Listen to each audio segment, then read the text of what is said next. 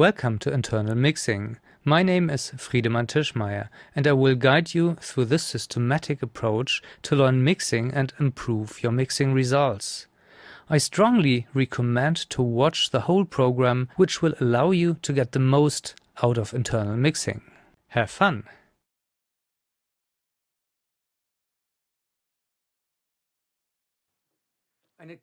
A clear working strategy is the prerequisite for automation to become a blessing. Otherwise, using automation too early in the process invariably results in awkward additional work and is detrimental to workflow. For that reason, I strongly recommend starting off by producing a static mix, which, with all its inherent compromises, particularly with respect to panning, achieves a result that is about 90% satisfactory. The static mix is the starting point and the benchmark for the automation to be added at this stage. Introducing automation before all the basic proportions are balanced almost inevitably means that you will have to re-edit most automation at a later stage. This is no fun unless you can use a touch-sensitive motor fader, which starts the writing process when touched and stops as soon as you let go. If on the way to this 90% static mix, there are certain parts of the song in a specific clip or group of clips that you think are too loud or too quiet, I recommend that you make the necessary changes offline. For example, if it is only in the second verse that the lead vocal track is too quiet, you can select the audio clips and raise the loudness by the required amount. The clip volume function in Nuendo and Cubase allows a range of up to 24 dB for changes, which is practically never necessary. In order to make such changes, grab the blue square at the top end of the clip and drag it upwards or downwards. This works as well for individual clips as for a selected and highlighted group of clips. It is very handy that during the level change, both the degree of change and the absolute level are clearly displayed. For major level changes of more than 24 dB, please use the offline gain function. Once you have selected an audio clip, you will find this in the submenu Effects of the audio menu. I generally deal with the lead vocals separately in this way and use the clip volume slides for fine corrections to check each syllable for clarity and comprehensibility.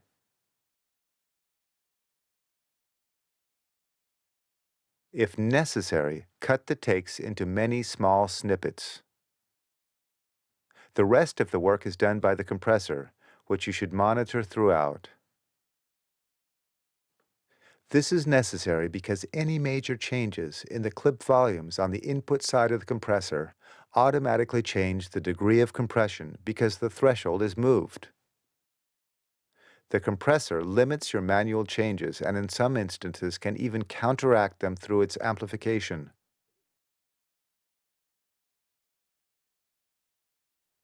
You can see that in this example. A compressor is inserted into this vocal track. There is one word which I particularly want to emphasize, and I increase the clip level. Consequently, the compressor works much harder so that the final result is not any louder. So many things went wrong. I know so many things went wrong. At least by now, you should be using fader automation. This cross-manipulation of volume and compression clearly points to the only reasonable procedure. First of all, ensure that the levels of the individual tracks are consistent, and then use the compressor. Using volume automation only makes sense in the following particular situations. If the compression counteracts the clip-based volume changes, in other words, changes preceding the compressor.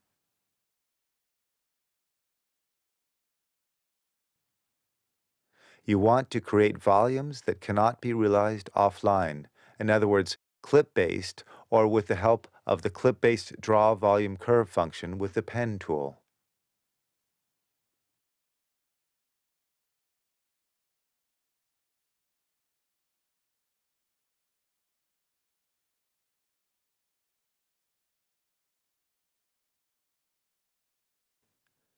Your mix is now 90% done, and you want to introduce the start of new instruments and events. Using automation here is part of the classic repertoire. To introduce the listener to a new instrument within a complete mix, it first appears at a relatively loud level for 1 bar to make sure it is heard and then very quickly reduced to the appropriate level in the mix.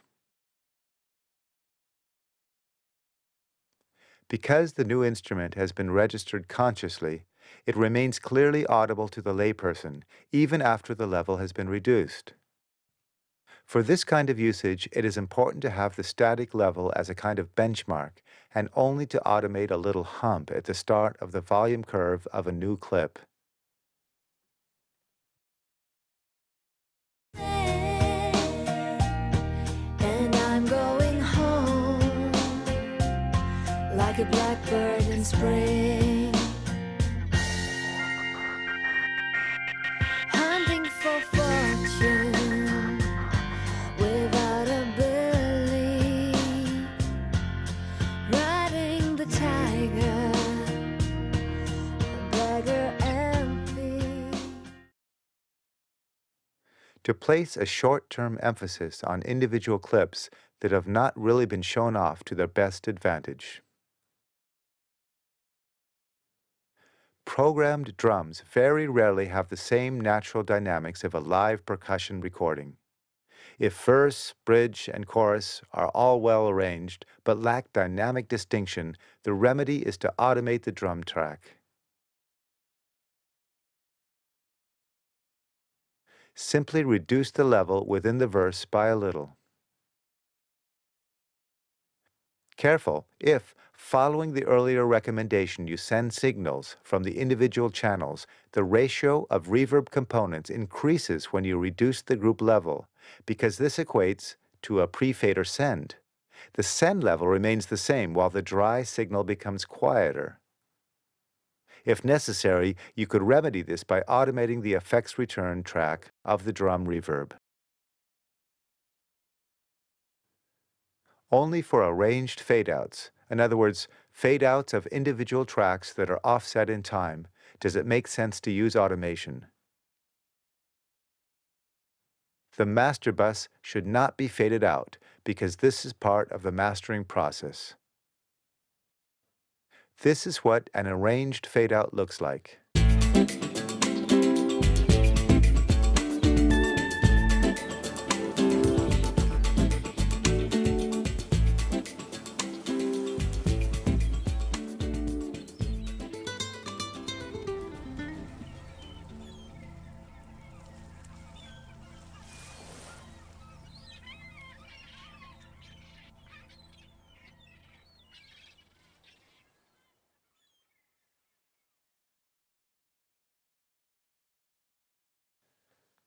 When using automation, always beware that any changes to parameters that have already been automated can only be carried out with the aid of automation. For example, if you have used automation to increase the loudness of the lead vocal track after the third chorus and find out later that that track should be a bit quieter in the first verse, this has to be inserted into the automation track or overwritten with a touch-sensitive fader. Sometimes it can be overlooked that a track is already automated when you carry out a small correction at the channel fader. As soon as the song is played back and the automated value read, the fader position is reset to the value defined in the automation track.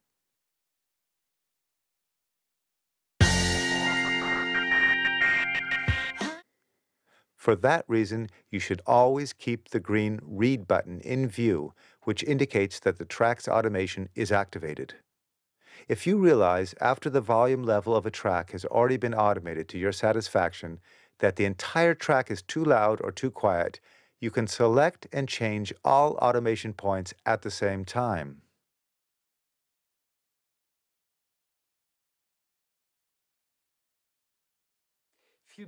Of much greater importance for a transparent mix is the skillful use of panorama automation. Use the panorama automation for the well-aimed translation of your panorama strategy. In other words, placing the instruments and events sensibly on the left or right of the panorama according to their spectral shape. Use panorama automation if single spots appear obscure.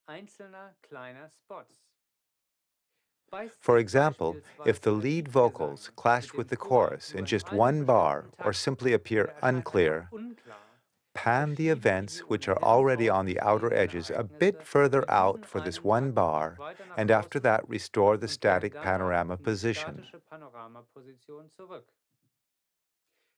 If the above tactic does not work because the colliding events are already at the far extremes of the panorama, use a stereo expander. Keep the expander in the neutral zero position and use automation to widen the stereo bases specifically in the spots in question. Don't forget to use the mono switch to monitor mono compatibility. Next, you will hear an example of how the skillful use of a stereo expander frees the sound. First without expander, then with. I'm lost in the darkness, yet finding a way beyond all the sorrow. At the end of the day, the blaze of the rainbow, I hear voices sing, and I'm going home like a blackbird in spring. I'm lost in the darkness, yet finding a way beyond all the sorrow. At the end of the day, the blaze of the rainbow, I hear voices sing,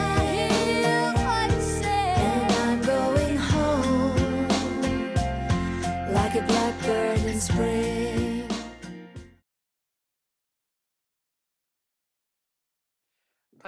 All further automation comes under fine-tuning in the areas of EQs and effects. They are so individual and so dependent on the material that it is hardly possible to define any rules. However, one fact relating to fine-tuning is again relevant in this context. The final 10% of a mix made with the aid of a combination of automation and smaller corrections take about 80% of the total time required for the entire mix. If your static mix is okay as a good rough mix or demo after 3 to 4 hours, you need to reckon with a further 12 hours or longer for the fine polishing to reach publication standard. If the supplied tracks require extensive cleaning and preparation, this time also must be added. Thank you for watching the 7th module of internal mixing. As internal mixing is a systematical holistic approach, I highly recommend to watch the whole program. Just the complete concept allows you to improve the quality of your mixes in a vast manner. To learn more about advanced audio engineering, visit my free YouTube channel at www.youtube.com/audiotechknowledge and check out the audio mastering program on this platform too. On www.audiotechknowledge.com you will find the Pro Audio Consultation. This is an opportunity for you to get individual feedback on your mixes and answers on advanced questions. I also encourage you to visit the Mastering Academy website. The Mastering Academy is not only for future mastering engineers, it is also dedicated for inspired and enthusiastic mixing engineers and producers who want to learn more about the secrets of superior sound, so that the learned skills can be applied to the whole production process from the recording to the final master. Mastering Academy will bring your already very good sounding mixes to the stage of international top productions. Finally, please be fair with copyrights. I'm happy to present all my knowledge in a very open, professional and systematic manner, which is of high value for you. Please respect that, as you want to have your copyrights and ideas respected too. This way, I can provide further premium tutorial products and engineering tools. Thank you, and let music smile. Your Friedemann Tischmeyer.